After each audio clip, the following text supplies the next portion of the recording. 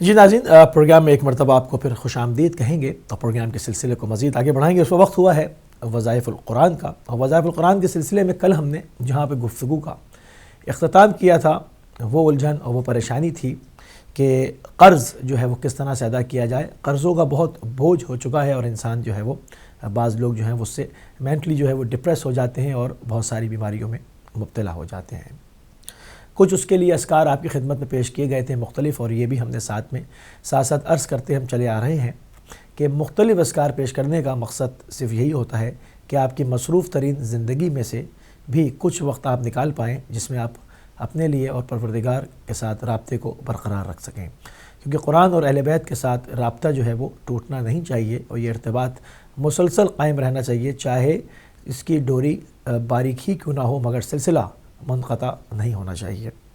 تو مزید اس سلسلے کو تھوڑا سا آگے بڑھائیں گے اور اس کے بعد کوئی مختلف اور جو انسانوں کی زندگیوں میں پریشانیاں اور الجھنیں ہیں ان کی طرف دیکھیں گے کہ محمد و آل محمد علیہ السلام نے قرآن کریم سے ان کے کیا حل ہمیں بتائے ہیں۔ سورہ مبارکہ الحمد کو 41 روز تک روزانہ 41 بار پڑھنے سے قرض کی ادائیگی کی سبیل پہلے ہی ہفتے سے ظاہر ہونا شروع ہو جاتی ہے۔ اس کے اندر مینشن بھی کیا ہوا ہے، بعض لوگ چیزوں پر تمام روایتوں کے اوپر ان چیزوں پر ایمان رکھتے ہیں کیونکہ وہ ایمان لا چکے ہیں، مواحد ہیں یقیناً، جو نبی کریم صلی اللہ علیہ وآلہ وسلم کا امتی ہے، ان کا کلمہ پڑھتا ہے، وہ انکار تو نہیں کر سکتا، مگر بعض دفعہ لوگ جو ہے وہ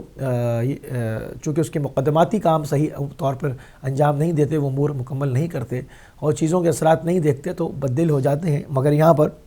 ان کو جو ہے وہ پہلے ہی ہفتے سے خوشخبری دی گئی ہے کہ وہ پہلے ہی ہفتے سے جو اس کی سبیل ہے اس کے اسباب بننے شروع ہو جائیں گے۔ مگر ہم نے کل بھی آپ کی خدمت میں اس چیز کو عرض کیا تھا کہ تمام چیزوں کے مقدمات ہوا کرتے ہیں، جیسے کہ اب عبادت کے لیے طہارت شرط ہے،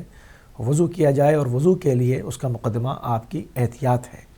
جتنا آپ احتیاط کرتے ہیں، جتنا اپنے آپ کو پاک و پاکیزہ رکھتے ہیں، اپنے جسم کو، اپنے لباس کو، جس قدر آپ طہارت کا خیال رکھیں گے اتنا ہی وضو کامل ہوگا، اور جتنا وضو کامل ہوگا اتنی آپ کی عبادت کے اندر نکھار آئے گا، اور آپ کے راز و نیاز جو پروردگار عالم کی بارگاہ میں ہیں وہ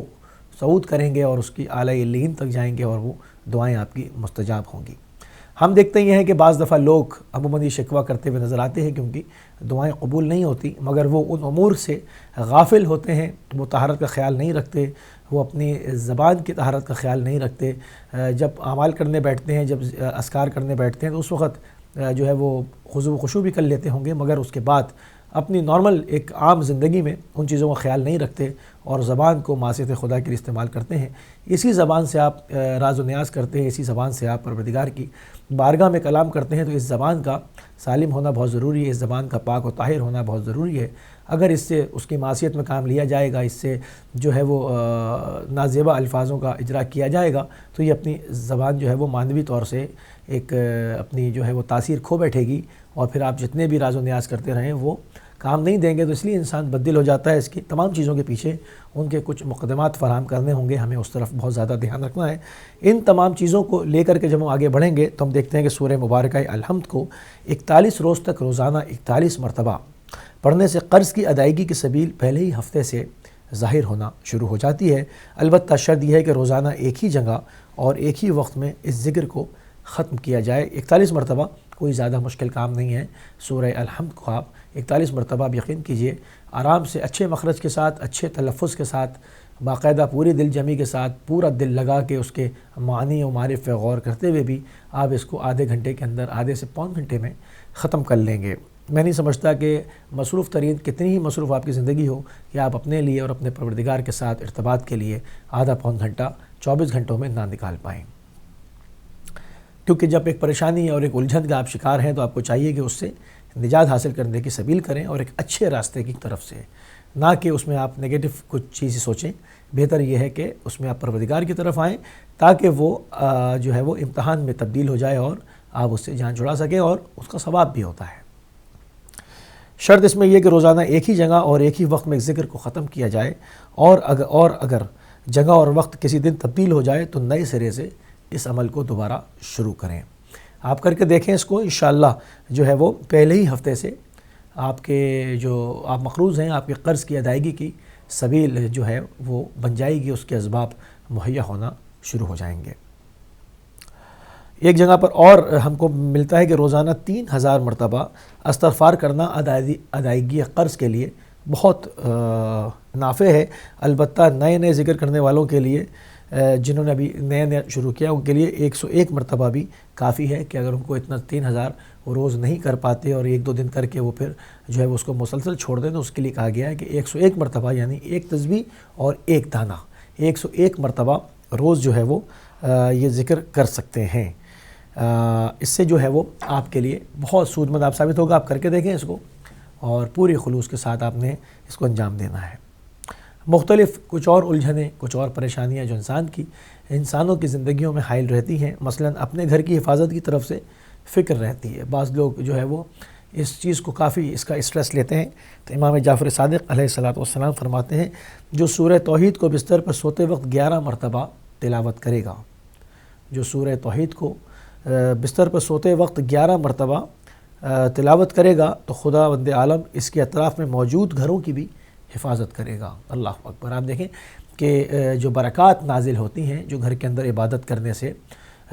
گھر کے اندر عبادت کرنے کا خالی یہ مقصد نہیں ہے کہ مسجدوں کو ویران کر دیا جائے اور اپنے گھروں کو ہی صرف مسجد بنا لیا جائے، نہیں، مسجد کا اپنا ایک تقدس ہے، ان کے اپنے نماز کے اوقات ہیں، وہاں پر ضرور مسجدوں کو آباد کرنا چاہیے، مگر اس کے علاوہ اپنے گھروں کو بھی جو ہے وہ قبرستان نہ بناؤ۔ احادیث میں صاف صاف آیا ہے کہ مختلف قوموں کی طرف ذکر ہوا کہ ان کی طرح تم اپنے گھروں کو ویران نہ کرو، اس میں بھی نماز پڑھو، اس میں بھی جو ہے وہ پروردگار کے بہترین خوبصورت ناموں کا ذکر کرو، اس میں بھی تلاوت کلام پاک کرو اور اس کو بھی جو ہے وہ آباد کرو۔ تو امام جعفر صادق علیہ السلام کا ارشاد آپ دیکھیں، اگر اس سینیریو میں دیکھا جائے تو بہت واضح ہو کے اور اچھی طرح سمجھ میں آئے گا کہ جو شخص سورہ توحید کو بستر پر سوتے وقت یعنی سونے سے قبل آپ بس لیٹ گئے ہیں سونے کے لیے، تو 11 مرتبہ تلاوت کریں تو خداوند عالم آپ کے گھر کی بھی اور آپ کے اطراف میں جو موجود گھر ہیں ان کی بھی حفاظت کرے گا۔ اس کی اتنی برکات نازل ہوں گی۔ بعض دفعہ انسان کو خوف رہتا ہے کہ اپنے اعمال سے خوف آتا ہے کہ شاید ان کے باعث آخرت میں رسول اللہ اور مولا علی ارواحنا الفدا کی رفاقت نہ ملے۔ یہ دھڑکا جو ہے وہ بعض مومنین کو لگا رہتا ہے کہ چونکہ ان کا عقیدہ ہے اور یقیناً وہ کے امتی ہیں، مگر بعض جگہ بعض انسان سے ایسے اعمال جو ہے وہ سرزد ہو جاتے ہیں کہ وہ سوچتے رہتے ہیں کہ کہیں یہ نہ ہو کہ اس دن شافی محشر جو ہیں وہ منہ پھیر لیں اور ہم کو جو ہے وہ ان کی قرابت نہ مل پائے۔ تو امام جعفر صادق علیہ السلام فرماتے ہیں کہ جو شخص سورہ جن کی اپنی زندگی میں کثرت سے تلاوت کرے گا، جو شخص سورہ جن کی اپنی زندگی میں کثرت سے تلاوت کرے گا، وہ حضرت محمد مصطفیٰ صلی اللہ علیہ وآلہ وسلم کے ہمراہ ہوگا اور کہے گا کہ ایک پروردگار مجھے حضرت محمد مصطفیٰ صلی اللہ علیہ وآلہ وسلم کی ہمراہی کے علاوہ کسی اور چیز کی ضرورت نہیں۔ تو اس میں سے کوئی بہت ساری چیزیں پیش کی جاتی ہیں، اب ڈیپینڈ کرتا ہے کہ آپ کو کس چیز کے، کس الجھن کا، کس پریشانی کا آپ شکار ہیں، تو اس کے اعتبار سے جو آپ آسانی کے ساتھ کر سکتے ہو، جس کے اندر آپ پورا خلوص ڈال سکتے ہو، پوری خضوع و خشوع کے ساتھ اس عمل کو آپ انجام دے سکتے ہو، وہ اس میں سے کوئی ایک آپ چن لیں اور اس کو زندگی بھر جو ہے وہ کرتے رہیں۔ تمام چیزیں، تمام روایتیں محمد و آل محمد کی طرف سے ہیں اور تمام ذکر قرآن کریم کی طرف سے ہیں، تو کیونکہ یہ ایک ایسا رشتہ ہے قرآن اور اہل بیت کا کہ یہ کبھی بھی جدا نہیں ہوگا یہاں تک کہ رسول اللہ سے حوض کوثر پر ملاقات کرے گا۔ یہ رسول اللہ کی حدیث بھی ہے، تو ہمیں چاہیے کہ ہم اپنا ارتباط جو ہے وہ ہر صورت میں قرآن اور اہل بیت کے ساتھ قائم رکھیں، کیونکہ قرآن کو بتانے والے تو بہت ہیں، مگر جو اس کی اصل روح اور اصل معنی اور اصل فکر ہے وہ سوائے محمد والے محمد علیہ السلام کے کوئی اور نہیں جانتا۔ ایک سورہ جن کا آپ کے سامنے پیش ہوا، اور امام محمد باقر علیہ السلام فرماتے ہیں کہ جو سورہ قیامت کو باقاعدگی سے پڑھے گا، دیکھیں اب سورہ قیامت کے اندر بھی یہی اثرات رکھے گئے ہیں کہ جو سورہ قیامت کو باقاعدگی سے پڑھے گا اور اس پر عمل کرتا رہے گا، اسے خدا خوبصورت شکل کے ساتھ حضرت رسول خدا صلی اللہ علیہ وآلہ وسلم کی ہمراہی میں قبر سے نکالے گا اور اسے خوشخبری و بشارت دے گا کہ وہ ہنستے ہوئے پل صراط اور میزان سے گزر جائے گا۔ ہم نے بھی اس کو بہت آسانی سے پڑھ دیا، آپ نے بھی بہت آسانی سے سن لیا، مگر اس کے اندر آپ گہرائی دیکھیں کہ اللہ اکبر، کہ ایک تو قبر سے نکلنا، یعنی کہ تمام لوگوں کا اپنی اپنی قبروں سے ظاہر ہونا، میدان محشر کی طرف جانا، کس قدر جو ہے وہ ہولناک مرحلہ ہے کہ اب روز حساب جو ہے وہ اس دن جس کا پوری زندگی انسان نے عقیدہ رکھا، جس کا پروردگار نے وعدہ کیا، وہ سچ ہو گیا ہے۔ اور اب آپ سوچیں ذرا اس جگہ پر رکھ کر کہ انسان اپنی قبروں سے نکل رہا ہے اور اس وقت کوئی کسی کا بوجھ نہیں اٹھائے گا، نہ باپ بیٹے کا، نہ بیٹا باپ کا، اور اس وقت سب انسانوں کو اپنا بوجھ خود اٹھانا ہے اور آگے بڑھ رہا ہے، وہ تمام چیزیں سامنے ہیں۔ اب اس میں سورہ قیامت کے باقاعدگی سے تلاوت کا آپ دیکھیں کہ کیا جو ہے وہ ثمرہ ظاہر ہو رہا ہے کہ قبر سے جب نکلے گا تو ایک تو خوبصورت شکل کے ساتھ خدا اس کو نکالے گا اور اسے خوشخبری و بشارت دی جائے گی کہ ہنستے ہوئے خوشی کے ساتھ مسرت کے ساتھ پل صراط کو عبور کر جائے اور میزان سے گزر جائے۔ اللہ اکبر! یہ دو مراحل پوری جو ہے وہ یہ سمجھ لیں کہ سخت ترین مراحلوں میں سے یہ شمار کیے جاتے ہیں، یعنی قبر کے بعد، یعنی انسان پر جو پہلی رات قبر میں گزرتی ہے اس کے بعد سخت ترین مراحل انسان کی زندگی کے، یعنی اس کی جو پوری آپ کہہ لیں کہ جو اس کا ایک ہدف تھا انسان کا کہ جس لیے اس کی مقصد خلقت جو پیدا کیے گئے تھے، اس میں مشکل ترین مراحل ہیں۔ جو اس میں سے گزر گیا اس نے اپنے خلقت کے مقصد کو بھی پا لیا اور وہ کامیاب و کامران ہو گیا۔ اس سے کوئی غرض نہیں کہ وہ دنیا میں کس عہدے پر رہا ہے،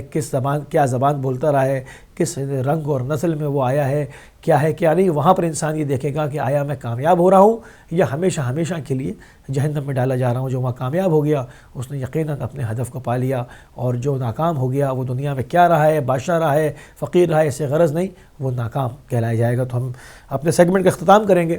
اس دعا کے ساتھ کہ پروردگار ہمیں ان بہترین ہدایت کی باتوں پر، ان بہترین حکمت کی باتوں پر، ان بہترین آیات کی تجلیات کی طرف متوجہ ہونے کی جو ہے وہ توفیق عنایت فرمائے، ان پر عمل پیرا ہونے کی توفیق عنایت فرمائے، تاکہ ہماری اور آپ کی زندگیوں میں بہترین تبدیلیاں ایجاد ہو سکیں۔ ناظرین جائیں گے ایک مختصر سے بریک پر، بریک سے واپس آئیں گے تو پروگرام کو مزید آگے بڑھائیں گے۔ چلتے ایک بریک پہ۔